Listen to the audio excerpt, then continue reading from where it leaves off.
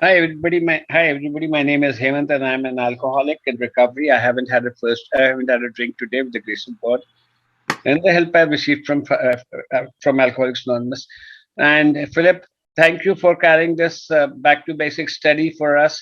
I have learned so much during the duration, and I'm actually feeling sad because today I think you're going to end the study.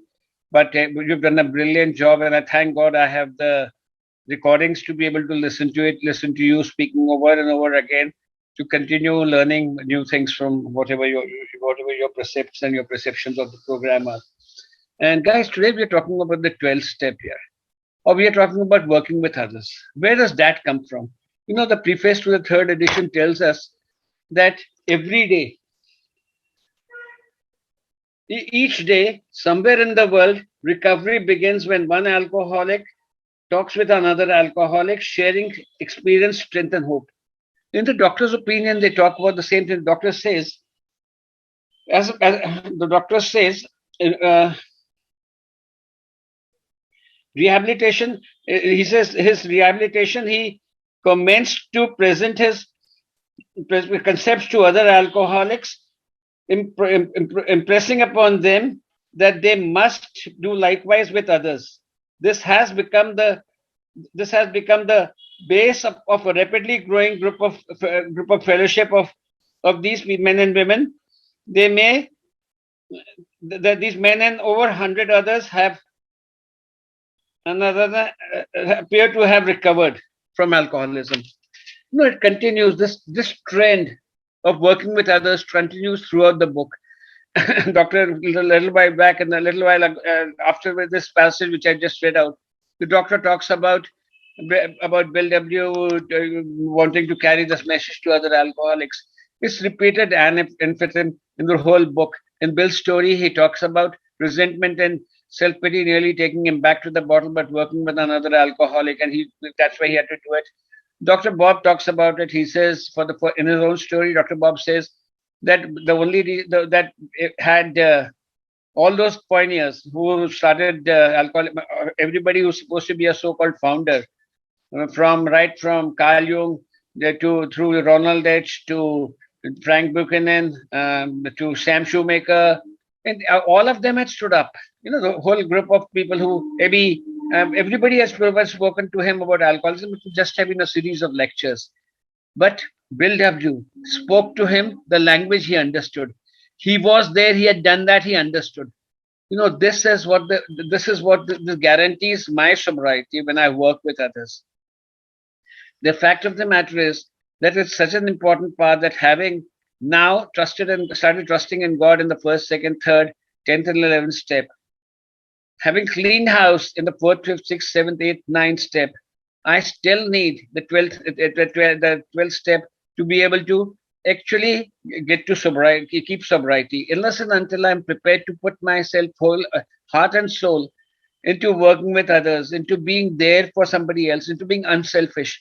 The four absolutes are so true as far as I'm concerned. Absolute honesty, being able to look at myself, value myself exactly the way I am.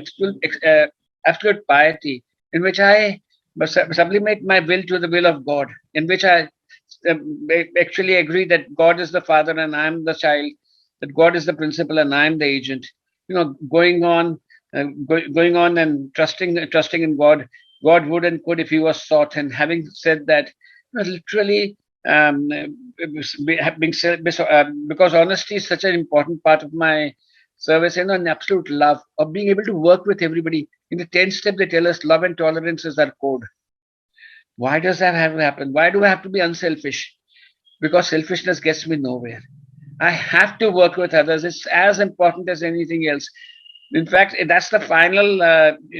Once I start working with somebody else, that's when I really start relishing sobriety. Because each time I tell an alcoholic my experience, strength, and hope, as they said in the third edition, I am ensuring my own sobriety. I'm reminded of what I really am, and I'm reminded that, but for the grace of God, there go I, unless and until if I stop working with others, if I rest on my laurels, well, alcohol is a cunning, baffling foe. In fact, my thinking is a cunning, baffling foe. But since that's what the words in the big book. We'll use that for the matter. It's a daily reprieve, and daily reprieve depends totally on my spiritual condition of today, but that depends on my working with others. So the crux of the matter is totally in the 12th step. The 12th step is probably as important as any of the other steps, more important than the other steps, because that takes a whole chapter. The whole program is written around that step. When Bill W. stepped out of that hotel, Mayflower Hotel, when he was just in despair, when he was hurt, when he wanted to give up, he really thought a couple of highballs will help him. At that time, working with others saved him, and not only him, thousands like me, millions like him. Yeah, I'm one of them, and I'm so grateful that he remembered to work with others, and he gave us this tenets and this way of life. And this is what I'm trying to do. We have service right now, working with others, and that's my code and creed for the moment. Over to you, Philip, for your usual brilliant job. Thank you very much for working with us right now. Thank you, Philip. God bless. Philip, you're muted. Good evening, good morning, good afternoon, good day, wherever you are. Be known that you're in the meeting of Alcoholics Anonymous, and we are on to the Back to Basics. Today being the final episode or session for Back to Basics, be doing step 12, which reads, having had a spiritual awakening as a result of these steps. We try to carry this message to alcoholics and to practice these principles in all our affairs. My name is Philip. I'm a member of Alcoholics Anonymous, and it's a great privilege to be in service, doing 12-step work, carrying the message to that still suffering alcoholic. And in retrospect, it helps me because it reminds me of where I come from. Thank you one and all for turning up and making this meeting possible. Any newcomers to this meeting, please feel welcome. If you find our meeting interesting and want to be a part of it, please put your name in the chat box, name and telephone number. We could put you on our WhatsApp group, which we could receive our flyers. Any newcomer who's come here and thinks he's got a drinking problem, you're in the right place, my friend.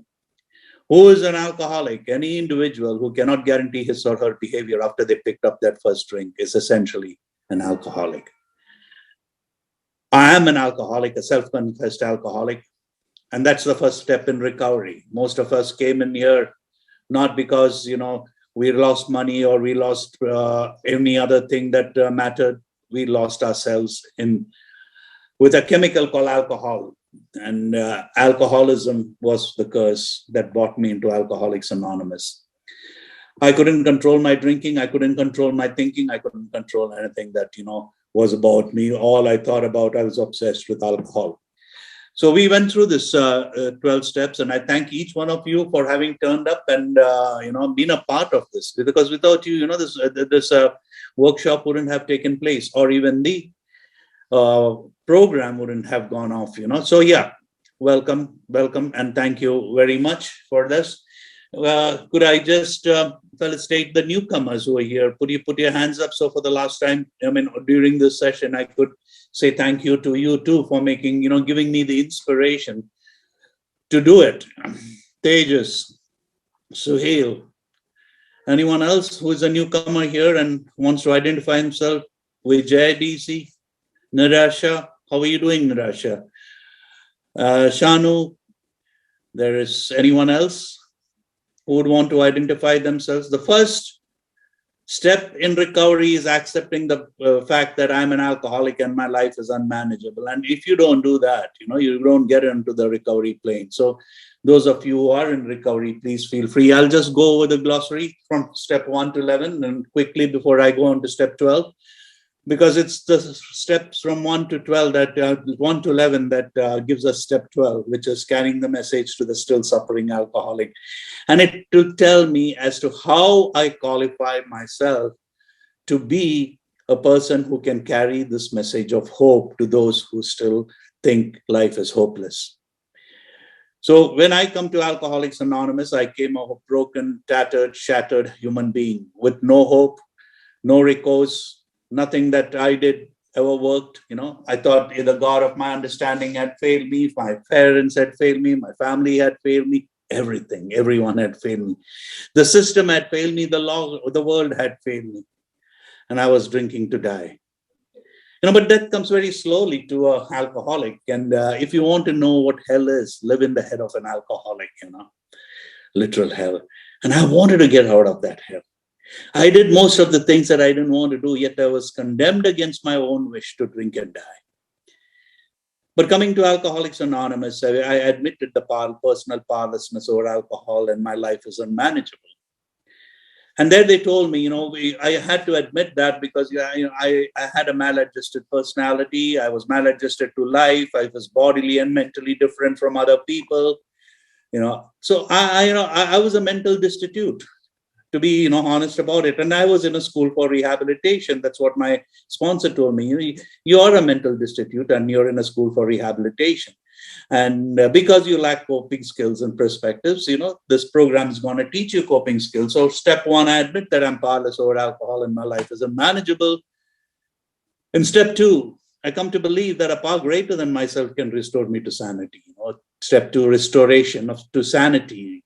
So was I insane? I think so. The doctor's opinion says that, I was bodily and mentally different from other people. I didn't have enough recourse in myself to understand what was happening to me. I was a victim of an hapless, insane obsession that used to overpower me, and I used to give in.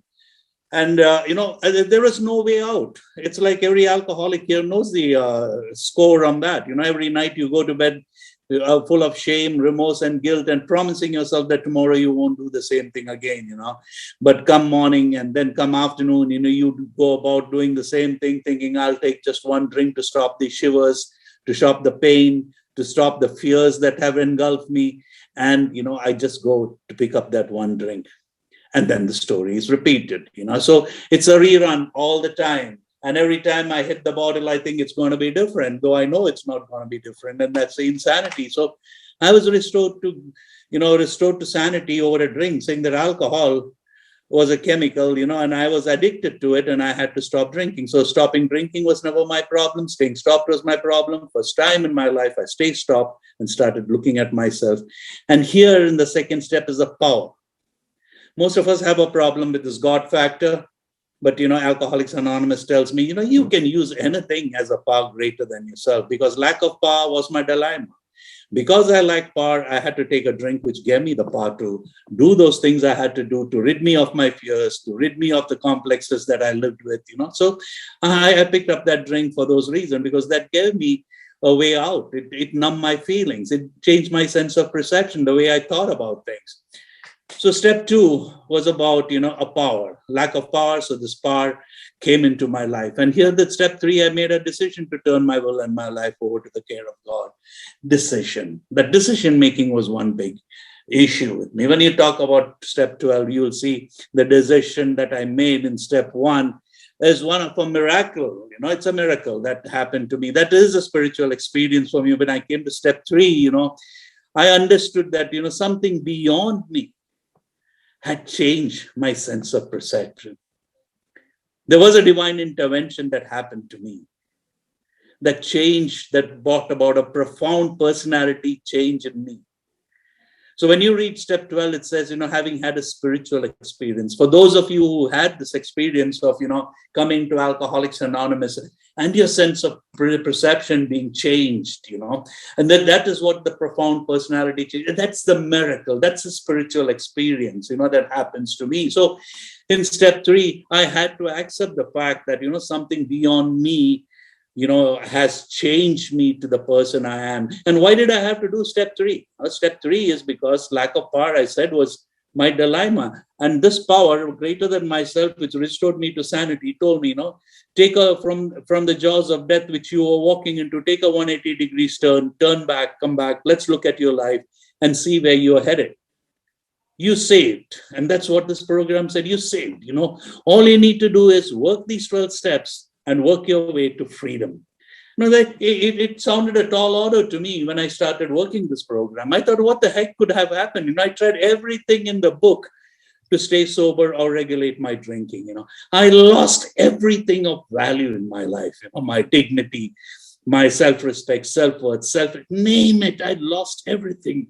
I lost my relationships with people, and you're telling me you turn around and I'll fix it for you. And this program says it's not fixing it. It's knowing who you are. It's knowing, where you're going to from here. Then you're going to get a sense of ease and direction that you got from the drink. This comes from a part that has given you the sobriety that you have today. So I had to believe. I came to believe. So in the first step, I came into Alcoholics Anonymous. In the second step, I came to understand that I was restored to sanity.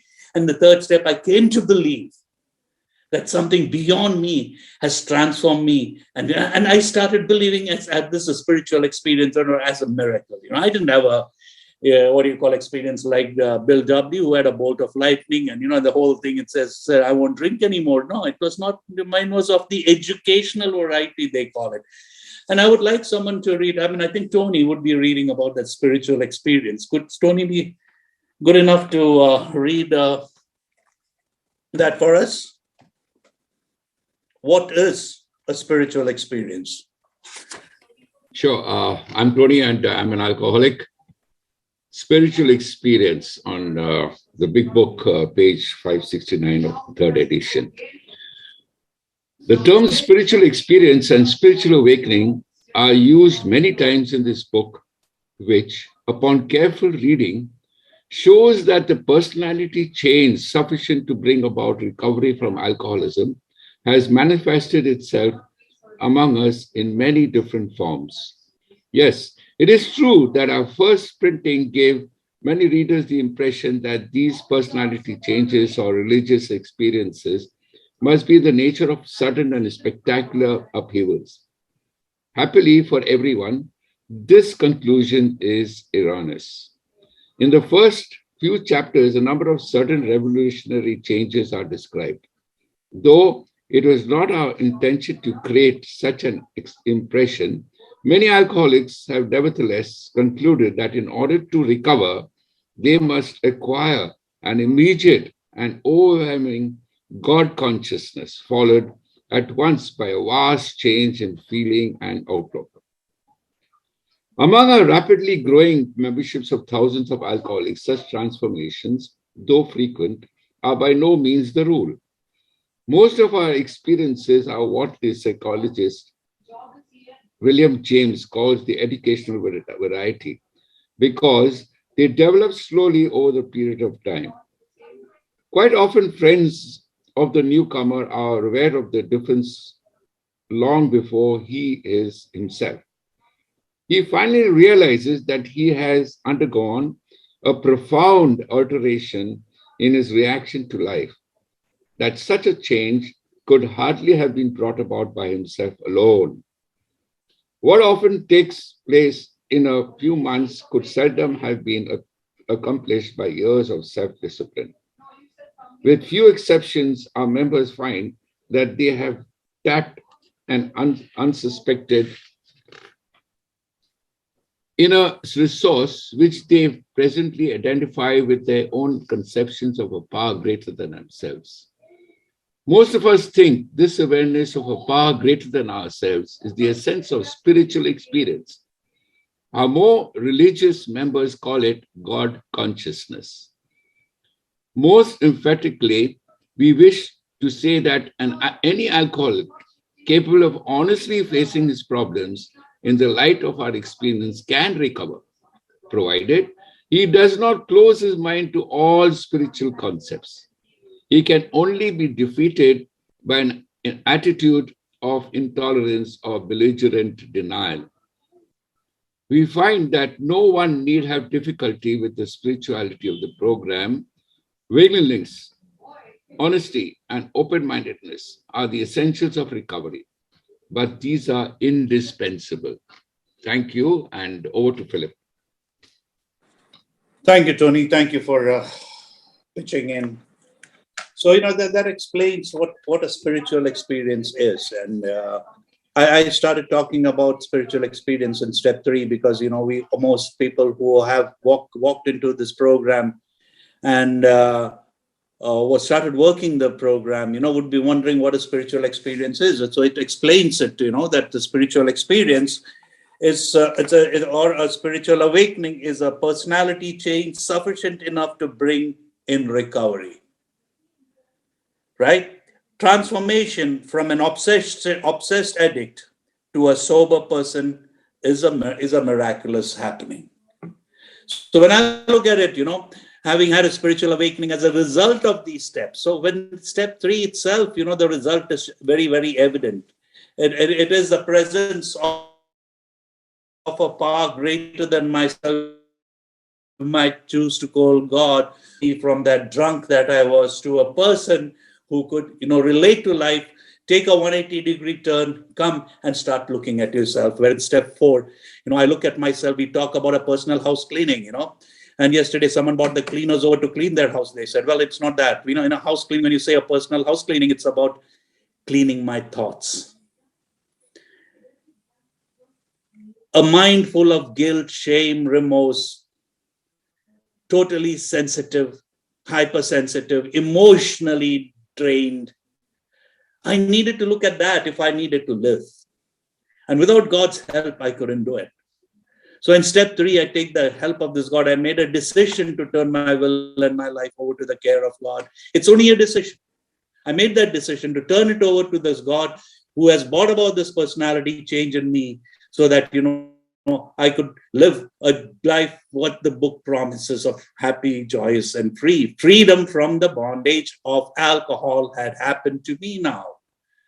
Now I need to work on the freedom from the bondage of my fears. The fears that ruled my life. The fears, I drank over. So in step 3 or step 4, with the help of step 3, I look at myself and see the damage that I have done to myself. I see Philip as a person, who was living in his head, the toxic head that he lived in. The person he was running away from. I saw Philip, and, encountering Philip was not an, very happy thing. It had so many mood offerings for me when I started looking at the different aspects of my life, the emotional turbulences that I had been through, the pain, the trauma I had gone through, why I went through all this, the harm, the hurt, my sexual behavior, the fears that ruled my life, So I looked into that, and here I found my character defects, which ruled my life. What is a character defect? Any basic instinct that is being abused is a character defect. What are your basic instincts? Instinct of survival, instinct of sex, instinct of security, and instinct of society. So if any of these God-given instincts are abused, it becomes a character defect. I overindulge in any of them. So I saw these things in me, and which ruled my life and which propagated me, or drove me towards a drink. And in step 5, I sat down with somebody else and did that step, that hard part of, admitting to God, to myself, and to another human being the exact nature of my wrong. Poof, it was heavy. But let me tell you, the load that was laid off me, which was released of me, if you have read this book, it's by a guy called John Bunyan. When I was a kid, my dad made me. It's called The Pilgrim's Progress. The load that I was carrying on my back, fear, anguish, guilt, shame, remorse, Once I spoke about all this, in step 4, I wrote this down. And once I spoke about this to somebody else, the load had fallen off, I felt free. I felt a sort of ease and comfort that came to me, something, I could see straight. And then in step 6 and 7, it is the forgotten steps, they say, but why? It's because God does something for me in this step 6 and 7. Might trust the process, I hand it over to God and let God work for me, so that, in step 8, I can work on myself. And in step 8, I made a list of all persons I'd harmed, I listed all the people that I had harmed, See, now here I'm doing retribution. I'm trying to make amends to the life that I lived, so that I could have self-forgiveness. This whole program is about self-forgiveness through humility. By now, I'm a humble man. Alcohol had beaten me down to being a very arrogant and obnoxious guy. It had beaten me down to size, so that I could accept reality as it is and try to live a life, that is workable. My life was never workable. My aspirations, my goals, my ideals were way above my own expectations. And I always fell in my own eyes. So by this time, by the time I come to step 8, I'm down to size. I am me, and that's humility, being the right size, expecting what I can do, within my capacity of doing things and understanding things. That's what it was all about. So here I am, in step 8, I made a list of persons, and then step 9, I made direct amends to such people wherever possible, except when to do so would injure them or others. So direct amends. The first direct amend is to me, that I am willing to reconcile. I'm willing to take responsibility for my actions. That itself gives me a lot of relief. For the first time, I stand up for myself. Again, I say, with the help of a power greater than myself, which I choose to call God. And here I stand up for myself and I go and make these amends. Now, there are some who are dead, some who are alive. I don't make my amends at somebody else's cost, by putting somebody else and fueling my recovery. No, not that way. I don't buy my sobriety at somebody else's cost. So I'm very careful that I sit down with my sponsor. I do it. I do what I have to do. I make these amends. Some of these amends, people are dead or people who are far away. But, I believe in one principle, when the student is ready, the teacher will appear. If all I need to do is I keep myself ready for making this amends. And let me tell you, by now, you are friends with the power that governed you, or the power that was greater than you. You started accepting yourself for who God created you to be. When God created Philip, God created a masterpiece.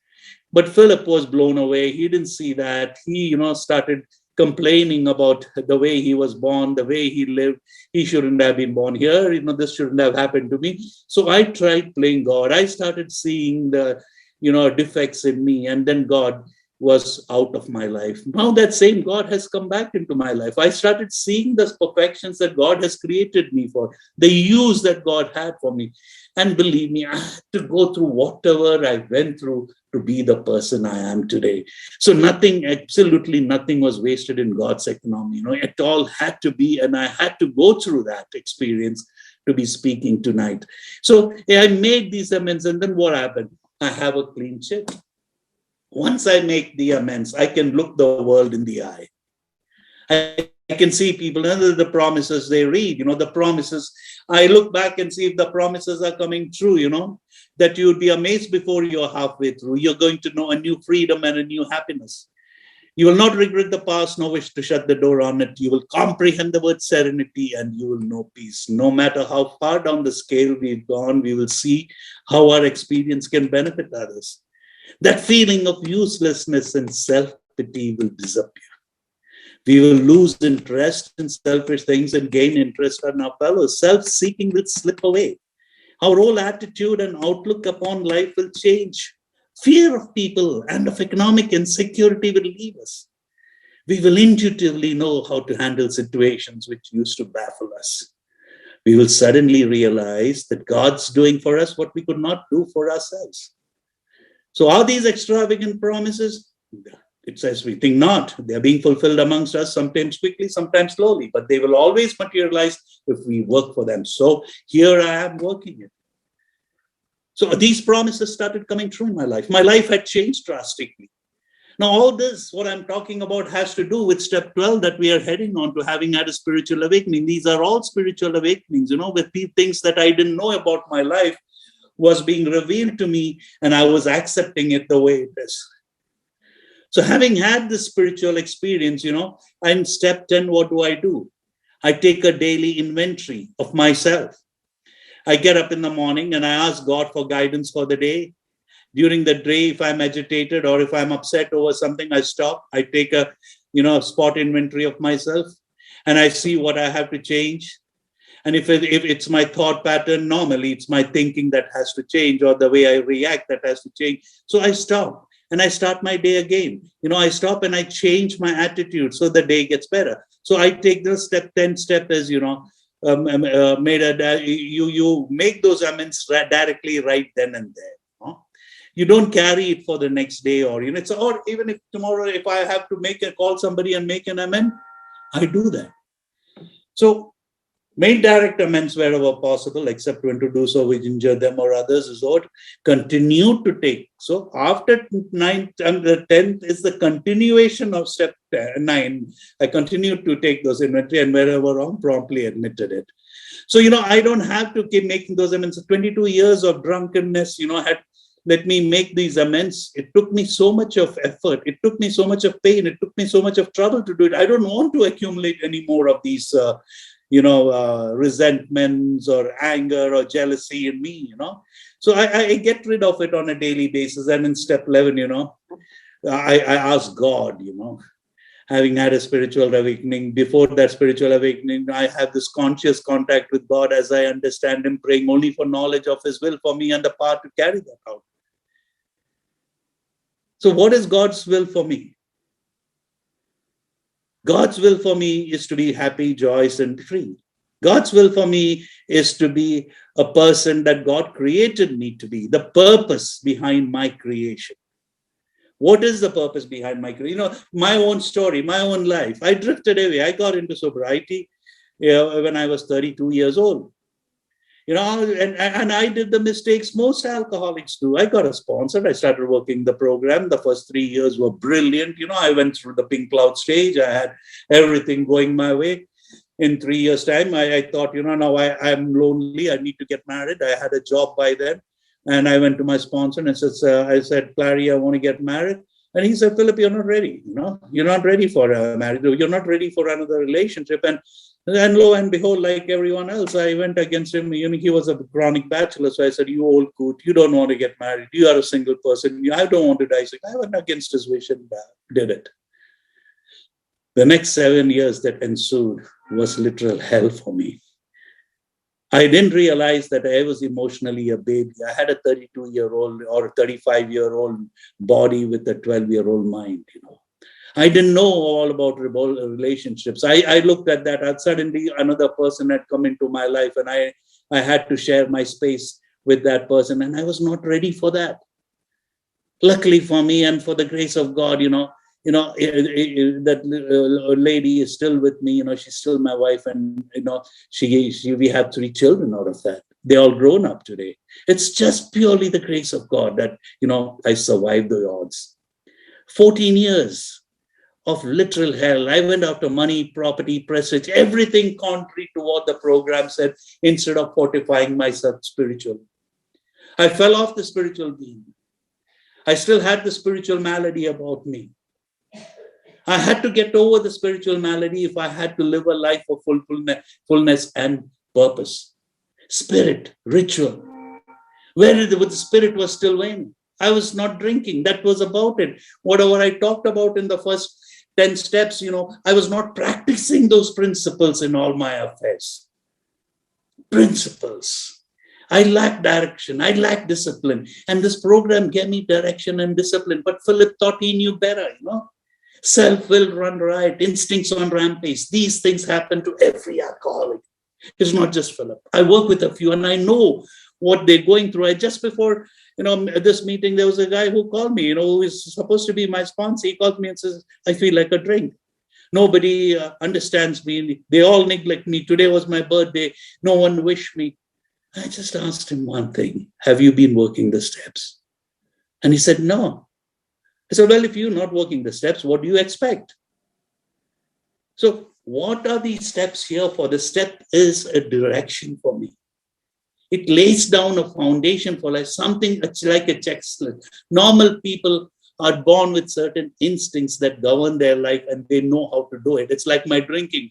When I drink, I can't stop, but a normal person can take 2 drinks and stop and then forget about it for the rest of the year.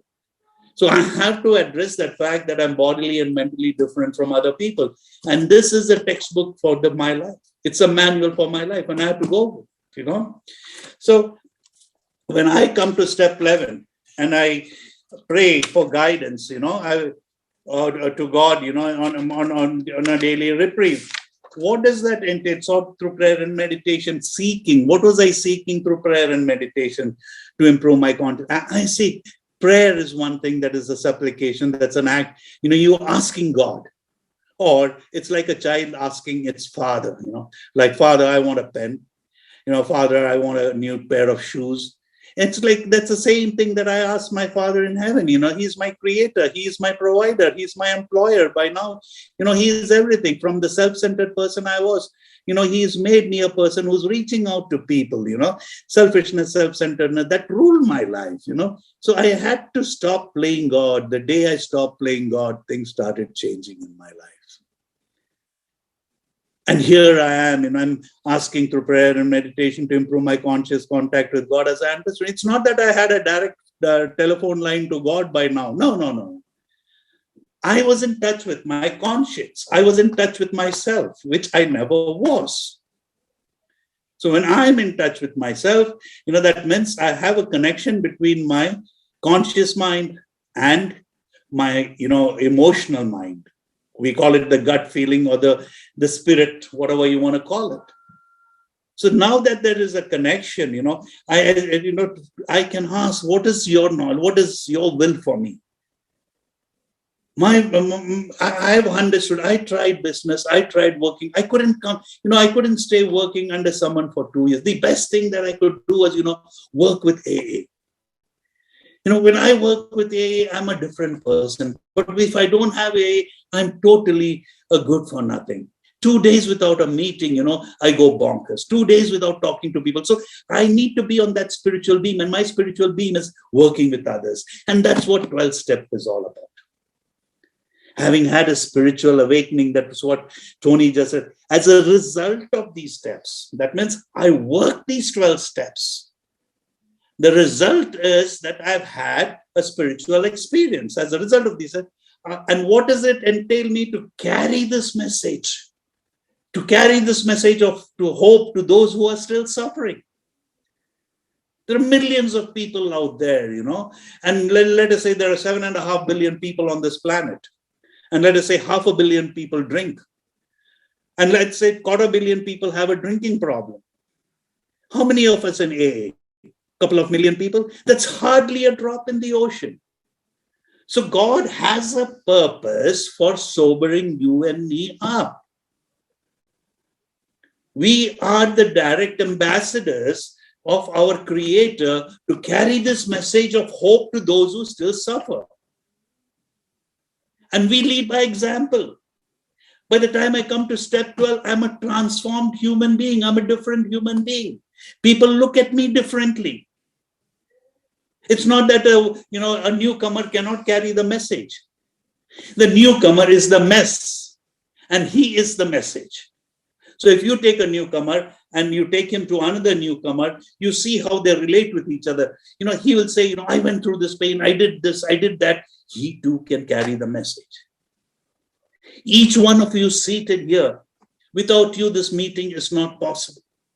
Each one of you carry the message. You're doing 12-step work. 12-step work is carrying the message to another suffering alcoholic. The benefit of it is, in giving, I'm receiving. And if the paradox again goes that if I don't give what I have, I can go back to where I come from. And that's not a nice place. Some are, engaged in service work. Some are, go to hospitals, clinics, and other places. So service, you can do PI work, public information work. So carrying the message is what, this program is all about. But you cannot carry this message unless you have that, you can carry, I'm not saying, and I'm not contradicting it, you can carry it, but you can't carry it effectively until you have done the 12 steps. And you had a spiritual awakening as a result of these steps. The result of the steps is a spiritual awakening. And again, I come back and say, what is a spiritual experience? The spiritual experience is the awakening. The spiritual experience or awakening, the personality change sufficient enough to bring about recovery. Transformation from an obsessed addict to a sober person is miraculous. So I have the total, it's like, a doctor's job. you can qualify to be an MBBS, but you have to do internship. You have to specialize in something. So you have to go through that. I had to go. I sobered up. I went through the exams of being an alcoholic. Yes. But my internship is the 12 steps. I had to do the 12 steps so that, I could carry that message effectively and powerfully. I could be God's instrument. I could be the hope, I could be a copy of the big book someone might see. You see, the transformation that happens in you and me. You see it here because you want that transformation. You want that kick that I get out of working this program. And what are the principles? In all my affairs, principle, it's honesty. It's hope. It's faith. It's courage. It's integrity. It's willingness. It's humility, love, discipline, patience and perseverance, awareness and service. So these are the 10 or 12 things that God, when you say honesty, first step, you honestly say that you're powerless over alcohol. That's the first step is about honesty. The second step is about hope. Came to believe that a power greater than myself could restore me to sanity, to hope. Third is courage, taking that leap of faith, and handing over my will and my life over to the care of God as I understood it. Fourth is willingness to look into myself. Fifth is humility, because I admit before God and to another human being the exact nature of my wrongs. So that is willingness. That's humility, love. Sixth, asking God, take away my character defects. Sixth and seventh is love, and the seventh is discipline. Patience and perseverance, that is 8. I need to be patient and persevere over, my infirmities, and the discipline that enables me to look into my character defects, make amends, those things, Then step, awareness, the next one, See, when you talk of patience and perseverance, that is a virtue that, I never had patience. I wanted what I wanted and I wanted it now. By now, when I work the steps and the program, I get this patience and this perseverance to pursue God's will, not Philip's will. And when I'm pursuing God's will, God does things for me that is way beyond my own, comprehension. And the last, awareness, I'm aware of what's happening to me today. God has been good to me. God has been good to each one of us this year. We survived the odds of the pandemic. We've got a roof over our head. We are not starving. We have people who love us. We have a few jingles on our, in our pockets. We have food on the table. How many are fortunate to have it? Think of the time you were a, no good drunk, or you were a loser and you didn't have nowhere to go. For those of you who are struggling, please, accept the fact that you have a problem. And if you accept the fact that you have a problem, things will change. If you are an alcoholic like me, stop fighting. The day I stop fighting and let go and let God, things change. There's a change of management there. Try that change. And what we fear is change. And the last, principle again is service. That is the 12th step. Having had a spiritual awakening as a result of these steps, we try to carry this message to alcoholics and to practice these principles in all my affairs. I read out the 12 principles of you. And now, what happens is, it does not, when you go carrying this message of hope to somebody else, you go there to plant a seed. You're not going there to dictate terms. I don't go there to tell people how to live their lives. I don't tell them that they're alcoholics. It's for them to find out. I tell them my story. I tell them where I come from, what happened to me, what it was like, and what it is now. That's what I say. So that's the message of hope. I plant a seed. The person, whether he accepts it or she accepts it or not, it's not up to me. My job is to carry that message. So when we go carrying this message, what do I have? Do I have this quality that gives you hope? Or, am I just another carrier of the mess that I'm in? So that is why they say, having as a result of these steps. The resultant of the 12 steps is serenity, and it is being able to carry the message effectively to the still suffering alcoholic. So here, and even when you go for carrying the message, it's better to go in twos or threes. Because in the first 3 years of my being in AA, I remember my sponsor asking my mom, can you take care of him for the next 3 years? And my mother said, surely. And I went around with him to hospitals. I went down to, old age homes. I went to homes where there were, people suffering from alcoholism, carrying the message. And I learned a lot. I was a guy who would jump off the gun. The first 3 prospects of mine died. They were pilots. Their egocentricity was so great that they were not willing to accept the normal way of life. So 2 of them, one was found dead, one went down with an aircraft, and the third was, he drank himself to death, and they were good friends. But, it taught me a lesson. I had not worked the 12 steps when I carried that message to those people. Yes, after I spoke to them, I took other senior members who spoke to them, but that was not the right way. And I was crestfallen when these people died. Luckily, I didn't pick up a drink. So you see, there is that danger that if I'm not fortified enough spiritually, and if I'm not on a spiritual being, carrying that message could harm me also. This is God's work. And when you're doing God's work, you better have God's will in it. Your motive or my motive should be to sincerely carry the message to the alcoholic. I'm not going to be that alcoholic's banker or soothsayer or, I'm going to sort out his life's problems. No, I just carry the message of hope. And whatever help that person needs, I may entail it if I can afford it.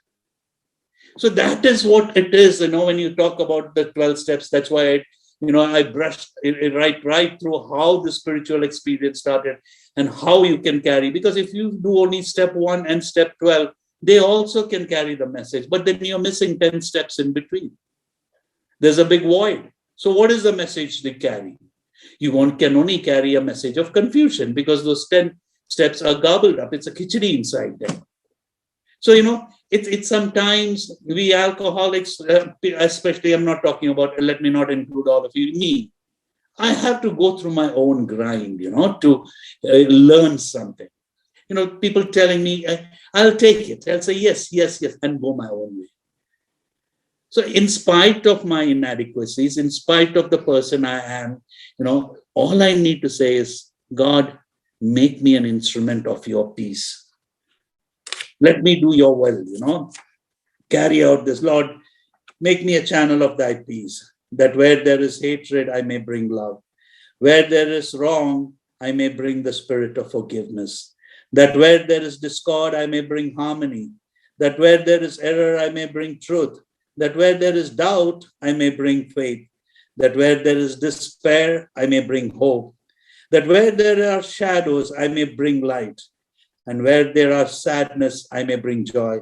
Lord, grant that I may seek to comfort than to be comforted, to understand than to be understood, to love than to be loved. For it is in self-forgetting that one finds. It is by forgiving that one is forgiven. It is by dying that one awakens to eternal life. Amen.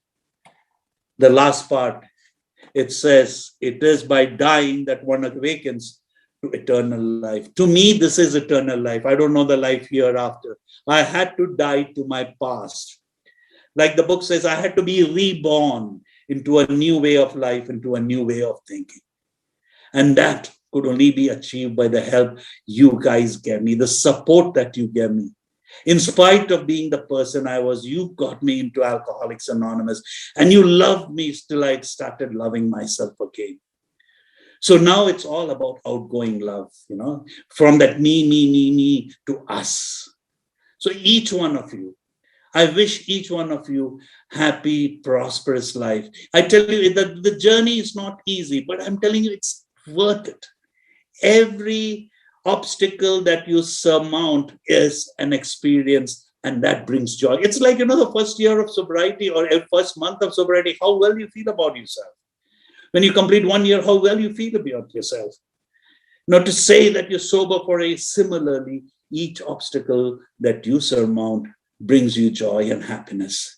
And who best to felicitate it with other than the fellowship of Alcoholics Anonymous and the friends that you have and you fellowship with. Think, from a helpless, hopeless, useless, lonely man, today you are in the comfort of a fellowship. You are part of something. And to keep that going, your contribution is to work the program and to help those who need that help. And that is what the spirit of this fellowship of Alcoholics Anonymous is, And the true spirit of the fellowship is understood when you come to step 12. That's when you had a spiritual. And I pray that each one of you have that spiritual awakening through which you can carry this message to all those people who still suffer. Believe me, when you do God's work, God takes care of you. When you are at peace with God, even your enemies are at peace with you. So when your ways are liking to the God, God makes your enemies also to be at peace with you. And my enemy lives between my ears, in my head. So if I am at peace with God, he takes care of it. So I think with this, I would conclude today's, this workshop for this season. I thank each one of you for having turned up and, made this meeting possible, made this workshop possible. It's been a privilege, I'm not a very, well-read to that extent where I could quote site by names, dates, and pages. What I read and I understand is what I've given. And that's what I have compiled in my workshop manual also. So thank you, Hemant. Thank you, Sandeep, for being the timekeeper. Arun, Hillary, all those people involved. And most of all, you wonderful members, because without you, this workshop wouldn't have happened, So thank you very much for turning up. And I hope I made sense to you. And if there is anything I can do for you, please do not hesitate to ask. I'm open to requests, suggestions, and I'm open to answer questions. Thank you very much. Good luck. God bless.